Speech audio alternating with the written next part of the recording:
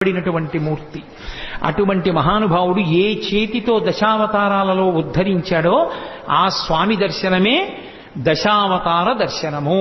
అందుకే వెంకటాచలం వెళ్ళి చక్కగా స్వామి పుష్కరిణిలో స్నానం చేసి స్వామి పుష్కరిణిలోంచి బయటికి వచ్చి ఒక్కసారి అక్కడ ఉన్నటువంటి శంకరాచార్యుల వారి పాదుకలకి నమస్కరించి అటుగా ఆదివరాహస్వామి కోవిలకి వెడుతున్నప్పుడు ఎడంచేతి పక్కన ఉన్నటువంటి పద్మంలో ఏనుగులు పద్మ కింజిల్కములను వర్షిస్తున్నటువంటి గజలక్ష్మి యొక్క దర్శనాన్ని పొంది బయటికి వెళ్లి ఆదివరాహస్వామి దేవాలయంలోకి వెళ్ళినప్పుడు స్వామి ఇలా ఉంటే ఆయన వక్షస్థలం మీద ఇలా అడ్డంగా ఉన్నటువంటి లక్ష్మి ఆయన మాట్లాడుతున్నప్పుడు ఇద్దరు గుసగుసలాడుకుంటున్నారా అన్నట్టుగా ఆయన నోటి దగ్గరికి ఆవిడ చెవి వచ్చేటట్టుగా ఉండి ఇంత చిన్ని ముఖంతో చక్కగా కస్తూరి తిలకంతో ఉండేటటువంటి అమ్మవారు ఆ ఆదివరాహస్వామి భూమిలోంచి పైకొచ్చినటువంటి మూర్తి.